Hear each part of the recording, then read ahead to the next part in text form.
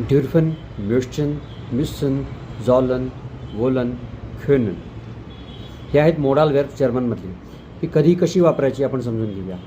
ड्युर्फन म्हणजेच allowed to, एखादी गोष्ट करण्याची तुम्हाला परवानगी असेल किंवा तुम्ही ते करू शकत असाल तर त्यासाठी आपण ड्युर्फन वापरतो, आणि नसेल तर अर्थातच निष्ट वापरतो.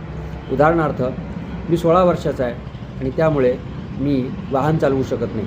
Ich bin 16 Jahre alt, ich darf Auto nicht fahren. याचाच अर्थ मला गाडी चालवण्याची परवानगी नाही.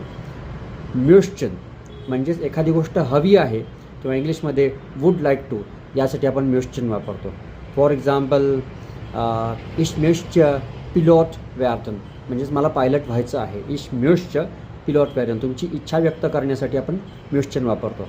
त्यानंतर म्युसन, म्युसन म्हणजे मस्ट, किंवा एखादी गोष्ट तुम्हाला करायचीच आहे तर त्यासाठी आपण मस्ट वापरतो.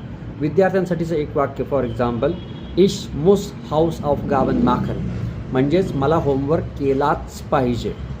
त्याच्यानंतर आहे झॉलन. झॉलन म्हणजे शूड, तुम्ही एखादी गोष्ट करावी, केलीच पाहिजे असं नाही, पण ती तुम्ही करावी.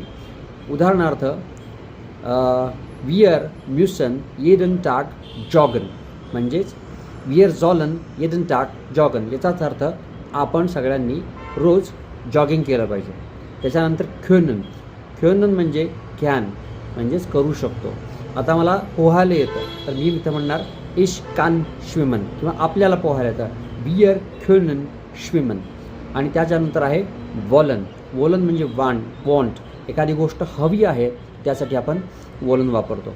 फॉर एक्झाम्पल, तुम्हाला पाणी हवं आहे तर तुम्ही म्हणाल ich will Wasser, ich will Wasser. तर पुन्हा एकदा पटकन समजून घेऊया.